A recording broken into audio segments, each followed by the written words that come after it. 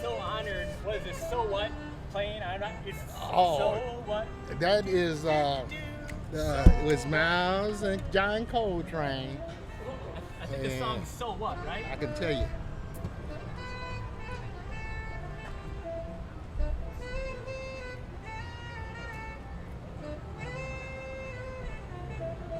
Do-do-do-do.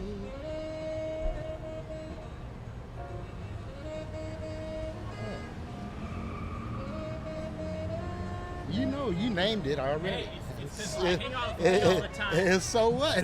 We're identifying that the song is called So What. But more important than that, the painter, your name is Sunn Anderson. That's right. The greatest street painter in all of Detroit. I'm saying it, so you don't have to, but you can say it yourself because it's true no matter who says it, it's a fact. Man, just step it up a notch. Yes, the greatest painter in all the world. But, greatest street work in painter. the whole on planet Earth of all time. Because, well, now that's taking fun, but yeah. There's not many people been on this planet that's been painting for 50 years. That's true. And I've been painting well over 50 years. Come to think of it, all those masters, when they lived, they never, if you lived they at 50, didn't even, be old. If you lived at 50. Only a couple made it past 50. And what is it? Leonardo da Vinci, within his lifetime that we have, made 37 paintings. Would you say you have about 37 paintings right here? In one of these crates. Right. But I'm a full-time painter. All I do is paint. Da Vinci did everything. Yeah. So I give him a little props. He could have painted millions if that was his focus. You're right. You're right. So he is probably one of the artists that I really look up to and admire because he was more than an artist. He was intellectual. Yeah. Well, he did the Mona Lisa, right? He or did was that Michelangelo? I was confused. No, he did the Mona Lisa. Because he loved that painting. He carried it with him for like the last 10 years. Yeah. Like kept adding to it. Yeah. That's how we find all these layers of, Yes, many layers, and he worked on it for many years. And there's those that say it wasn't even finished. He just stopped working on it. Interesting. Yeah. Now, how do you know when a painting by Sunn Anderson is finished? Well, because I communicate with my paintings, and so they talk to me.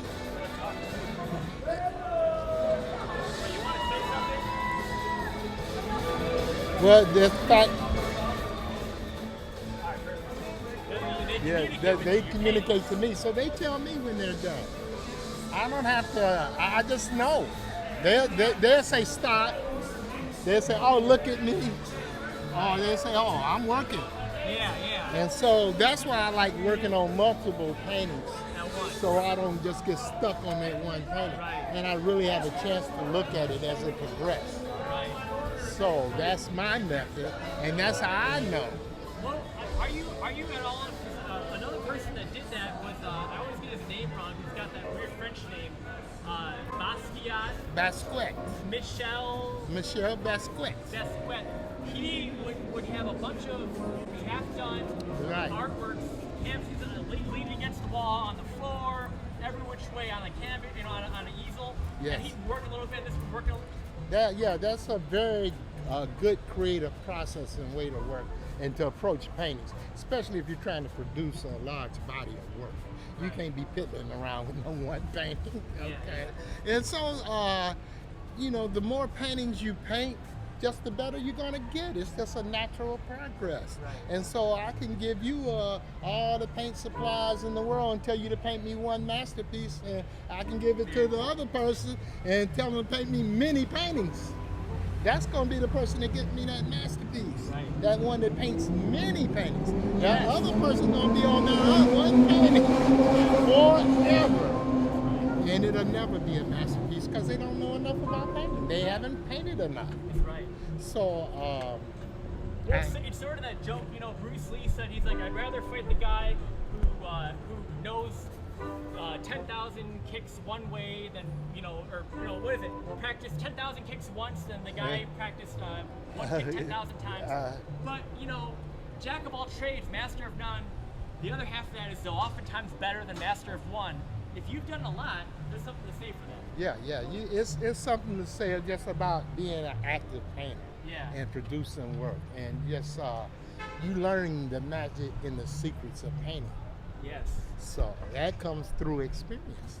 And that's what we're going to showcase. That's right. We're going to showcase my technique, how I create a sun painting. Now, I've watched and I worked with some of the best painters in the world. And over the years, my technique has steadily evolved. And now I have an approach of just layering the painting and building it up with my primary colors at first, and just defining it and just let it kind of come together on its own. Yeah. I start off with my yellow ochre just to give myself a nice warm background, but I also kind of roughed in my image here. Yeah. So now I'm just gonna apply the next layer of paint on here, a red, and I'm gonna define it a little more.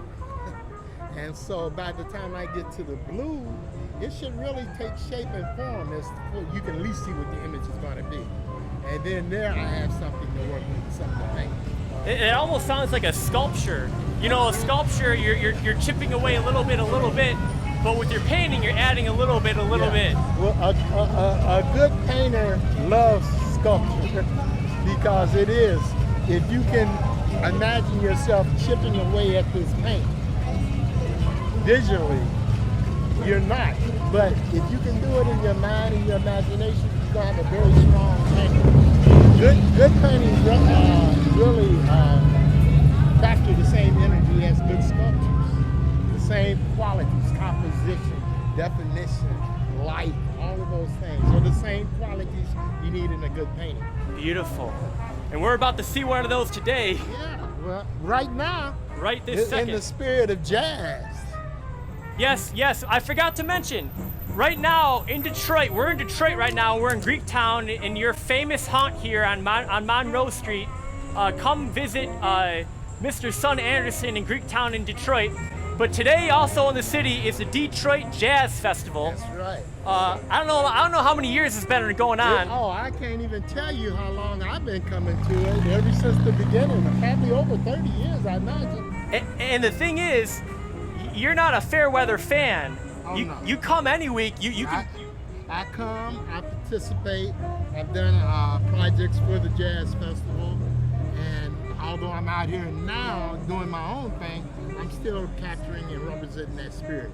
I mean, actually, I paint to jazz all the time. That's what I was gonna say. You are a jazz man. Natural. Yeah.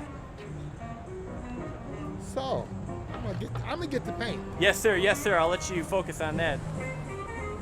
So right now, Mr. Anderson is putting paint on the canvas to make another Sunn Anderson masterpiece.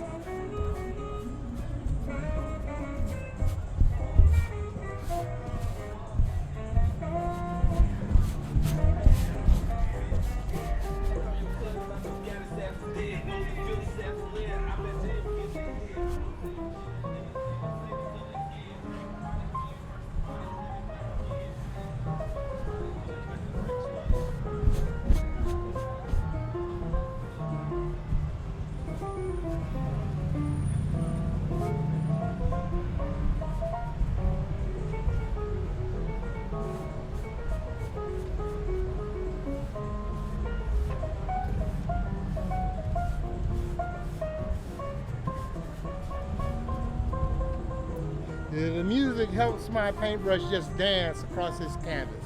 Oh, that's beautiful.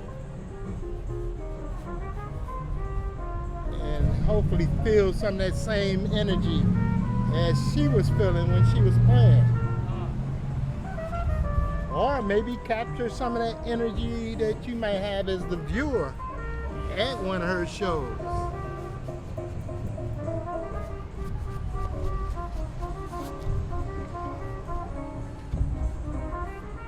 So now I have a better impression of what I want. It's almost like a computer loading image. Yes, it's Except loading. You're manually loading. I'm actually painting like a printer. The printer layers down colors one at a time. And as it builds up, you may only be using 2 or 3 colors of ink, But when it's done, you got the whole image in full spectrum of color. That's and right. It's because of the mixing of colors and how they mix. And so I'm just basically doing the same thing manually on canvas. Well, that's one thing I could say. Just look at your work. Look up Sunn Anderson. You're a master of blending colors, of using, would it be called false color? Well, mostly what most people see of mine is the acrylic work that I do. And it has just a plastic modern look to it. And it kind of easy to mimic some of the graphics that we see from our computers and printers. Yeah. So, for many years, I worked in a silk screen printing shop, and I learned how to layer colors through the printing process, silk screen printing process. Oh, so you take that and apply it to your painting. And I said, wow, this would work really well with acrylic paint. Right. So that's when my painting style changed. Wow. So that's one way that sets you apart. One facet of your uniqueness. Yeah, there are other artists that paint similar, but I haven't seen any that use this exact technique that I use. And so that does help me stand apart. Now, I do have a lot of art students that I've taught this technique to, and some of them are really good at it. So you may now find some images that look similar or painted in my technique. But usually, if you see that, they have a direct connection to music. That's beautiful. There's a heritage to your style, not just your own work, but like you said, other people. Yes, yes.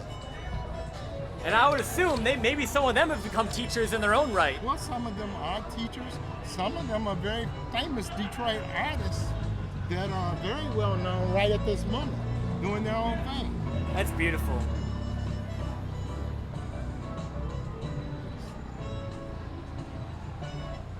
Picture of Kenny Garrett. So also using technology, I have access to any image I want. I mean, at any time. You can't really beat that. Right.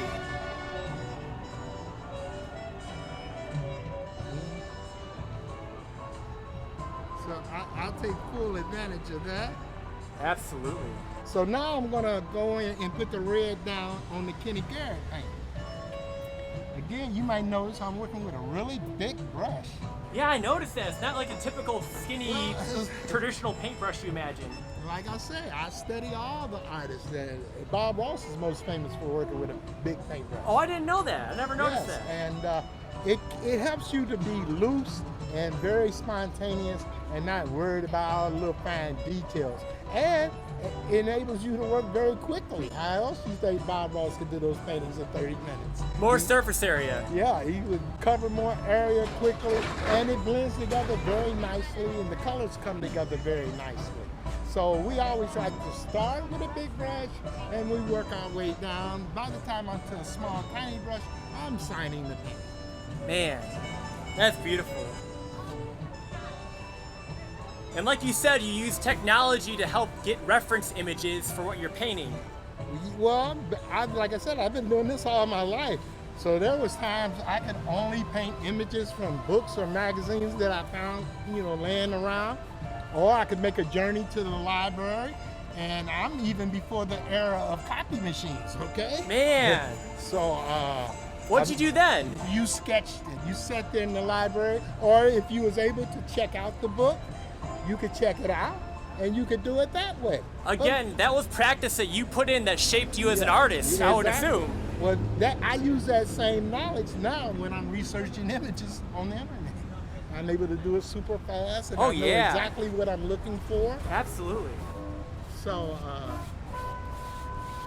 there's benefits of not having sometimes. Right. There's some perks that can come with that. Yeah, you learn the hard way, the old-fashioned way, the classical way. Yeah, and it has to be good. It has to work. Yeah, you don't have no wiggle room to play around. Exactly, no insurance policy. Yeah. So if people say, well, you just make it look so effortless. And And it is somewhat effortless for me because I've been doing it so long. And I know exactly what I want to do.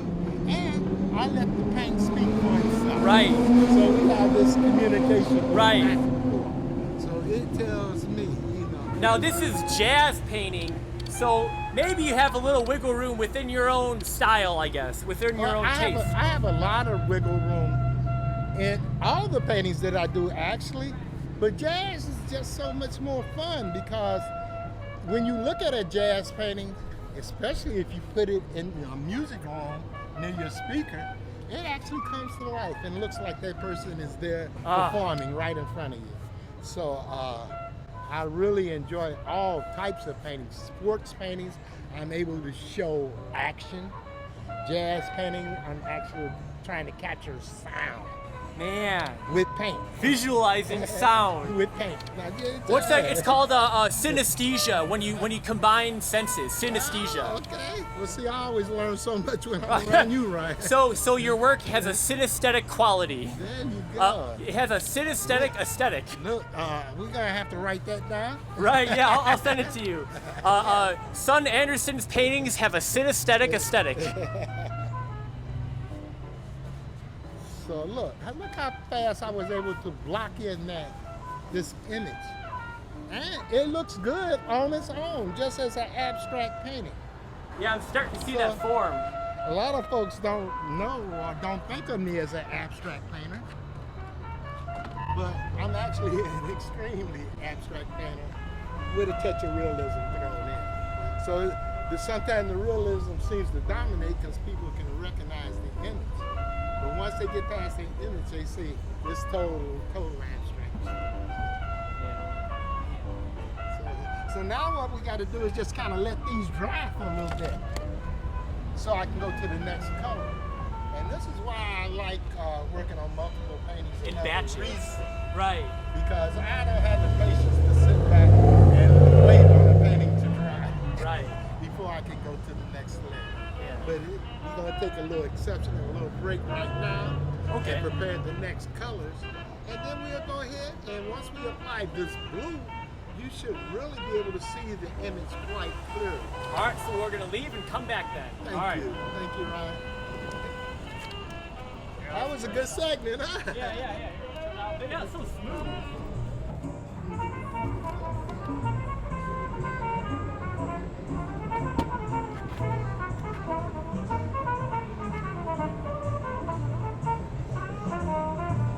So you may notice I ain't using your traditional palette like most painters, but again, what you are seeing is like my silk screen printing background.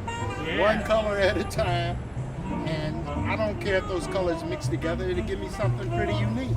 So, I know the blue is going to dominate, and I just like it nice and wet and watery initially when I first start painting something. So it's more, again, like the consistency of ink, like that you may use when you're doing silk screen printing. Yeah, I never knew this. I never knew that was part of your technique. Most people don't know that. Most people don't know that I did silk screen printing. Well, you know, didn't Andy Warhol do some of that? Well, he was famous for it.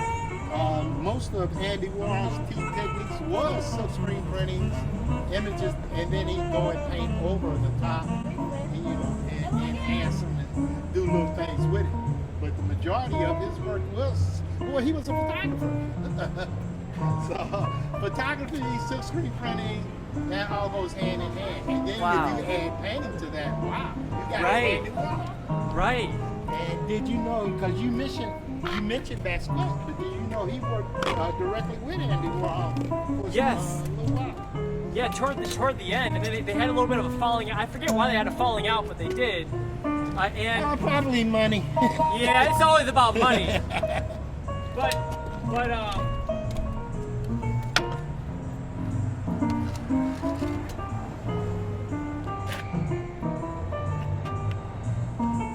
that almost sounds like Thelonious Monk, is it? Well, let's see. Yeah, that does. That's the thing about technology. No more ignorance. Yeah, no excuse for ignorance. It's technology. Unless you're in a cult. This is actually Miles, but that's probably thrown on his song at the end. Yeah. That's Miles on trumpet. And this is on his album. A side benefit of being friends with Lee Kennedy is a thorough, good education in music. Education, the best.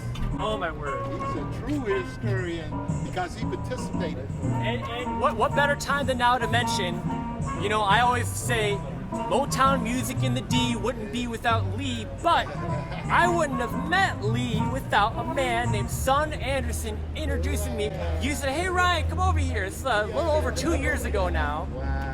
And it wouldn't be without you, or if it weren't for you, I never would have met him. So thank you again. Thank you so much. Pleasure.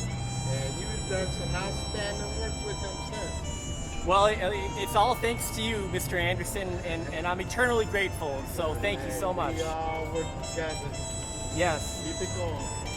Now Lee's in music, and you know him. Have you? And you love music, and you paint musicians. Yeah. Have you known any other people in music in your days in art? Well, part of my love for music is because I was a musician for a little while. Really? I was a trumpet player all throughout school, and even after high school, I played in a soul band. Wow. But my art dominated. My paintings, my drawings. The band wanted me to do logos and images instead of play the drums.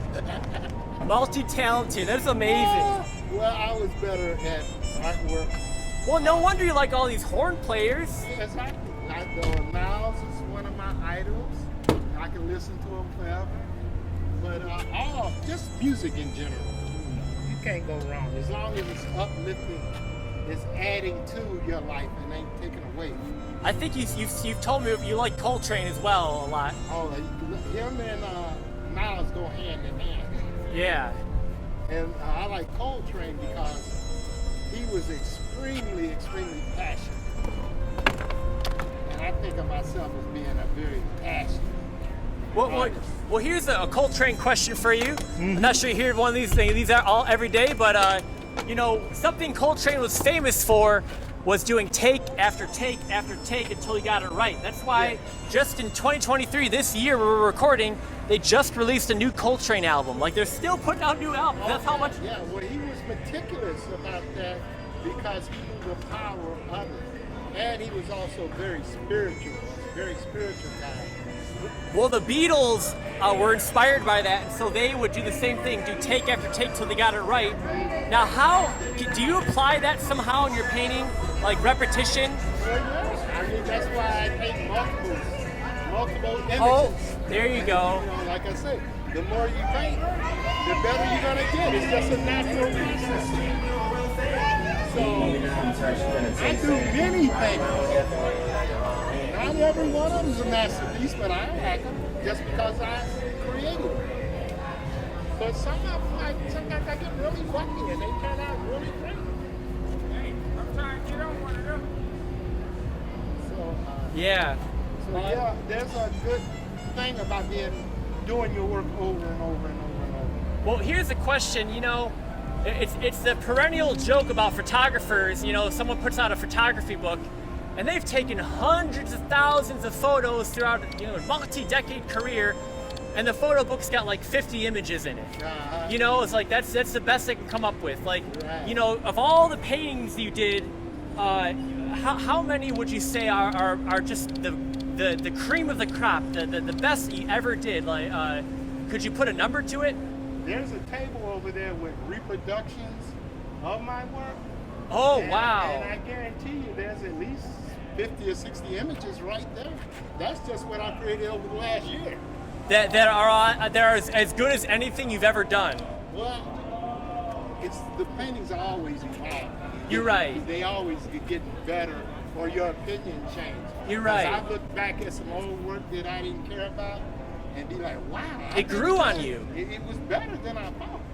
I just at the time. So that's why we're not judgmental. That's the best thing painting can do for anyone. So you grow. Not judgmental. So you grow as an artist, but your art grows on its own. Yeah, on its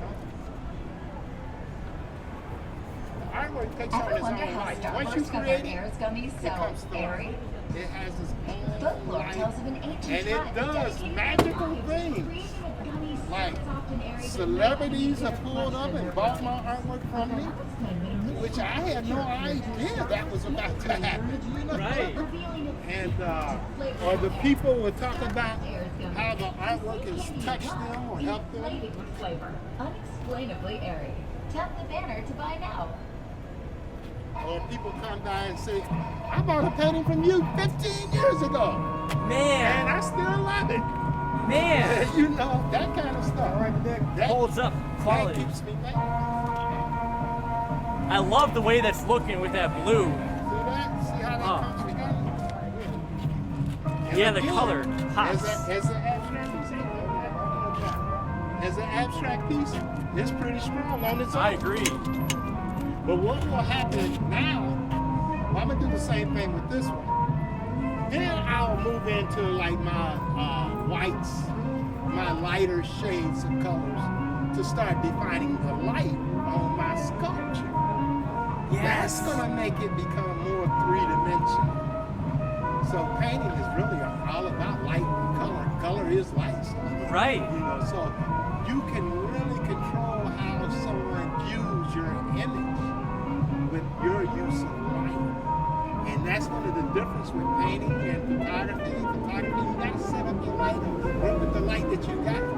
Right. I'm in total control of my light. Well, is there something to painting outdoors in natural light that gives When you paint outdoors in natural light, you get a chance to really see what your colors look like. So if you paint indoors, you're painting with artificial light.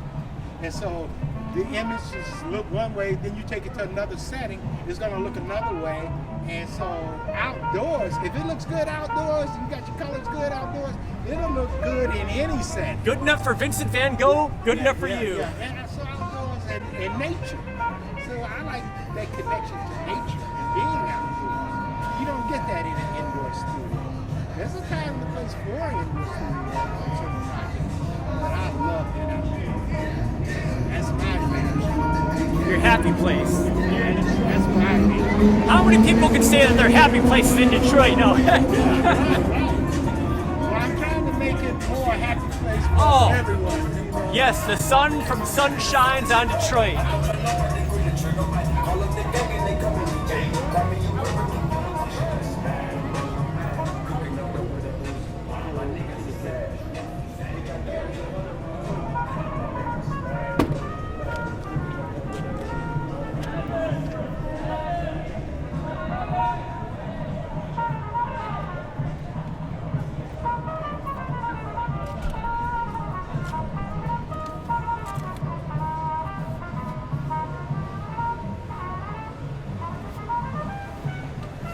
Colors just play off each other, and how loose I can do it, and how much area I can cover quickly.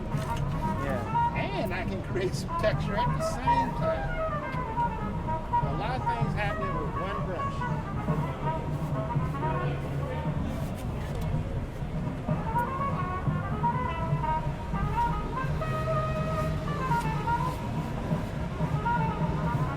Now, do you go through phases with different colors or different shades? I used to experiment with it and play with it, but I understand it and got it down pat, so it's like it works. It's my language. So now I play with it in different ways, not so much changing up my color scheme, but changing up my composition or changing up my images or making something more abstract or more textural, but my color scheme works. And so basically I start with that yellow ochre that gives it a nice warm golden tone to pull you into it and make you want to look at it in the first place. Then I come with that red just to help definitely define it. And plus most painters avoid red at all costs. Really? But as you see, once you blend that red over some yellow, it's not really so strikingly red. Because red is the color of blood and danger and all that. Right, passion. But it's also passion and excitement. And Yes. that's why I use it. Yes. And then I tone it down as I go. And it's the perfect complement for the blue. And all of this provides a beautiful foundation for me to actually go in and really paint. Ah, So that's how it works. So I'm gonna put a few more strokes on this painting here. And I'm sure by now you can clearly see he's a saxophone player. Yes, I You can. might not know which saxophone player. And I kind of leave that ambiguous anyway. It's based off of Kenny Garrett, but Kenny Garrett is not sitting here posing for me. I'm working off an image of him. So I'm trying to use this to create a beautiful painting that even he would admire.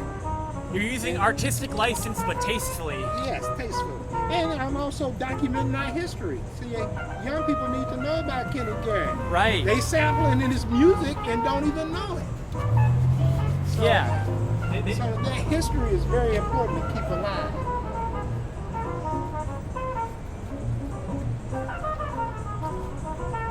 Now, history in Detroit. You were born and raised here in Detroit. Well, actually, I'm from Indianapolis, Indiana, but I've been in Detroit most of my life. So I claim Detroit. As your hometown, essentially. I'm a Detroit native at this point.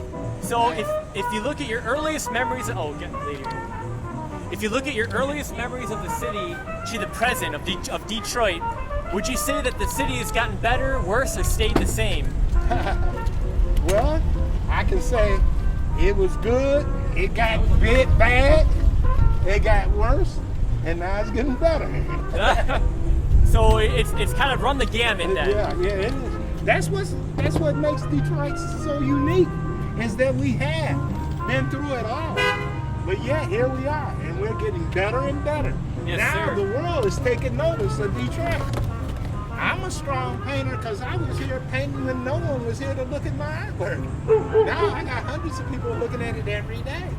So I'm ready for the world's ready for me. So it's all about timing. You've been to the bottom of the valley to the top of the mountain. Up to the mountain. And now I'm enjoying the view. Amen. Yes. So there you go. Too jazzy, abstract verse.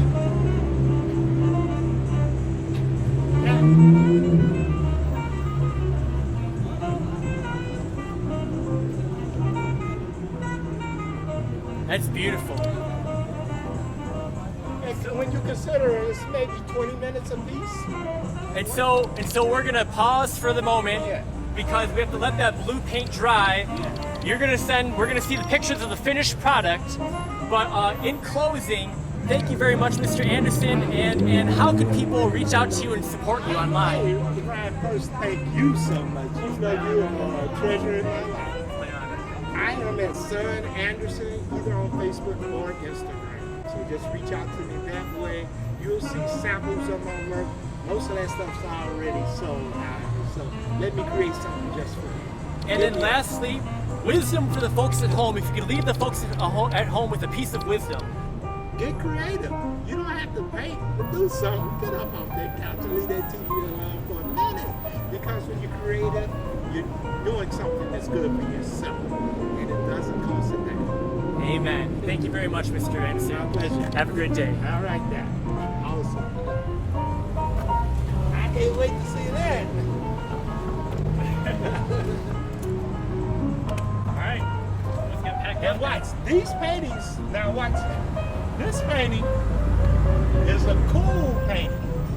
I took it, these are hot paintings. You can see it look like fire. Oh yeah. You can see the cool. Yeah, cool jazz. Because Duke Ellington was a cool jazz musician. So that's how you work with color. People don't even, they say it. Some older people may get it. But that's my explanation. So you can use warm and cool colors. It's a hot summer day. These are going to be hot paintings. Oh, I love it. Jazz custom. So those are different things that you can do without even changing your palette. Most artists are famous for their palette. That means they use certain colors throughout their career. Like Vermeer yellow, yeah. Throughout his career. Right. He could have used other colors. There's lots of colors available. Right. That was his language. That's what spoke to him. Amen. Yeah, like a favorite couple lenses that all the time.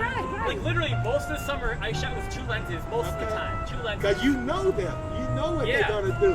Right. And what effects you shoot looking for. Yeah. So, yeah. But you versatile. You got other lenses also. Yeah. If needed. Yeah, no, I told you this before. I'll shoot with dumb like lenses that shouldn't work just to challenge myself sometimes. Oh, I got other colors. You see what I'm saying? But Yeah. I rarely do I need them or do I use them. But on occasion I do. Yeah.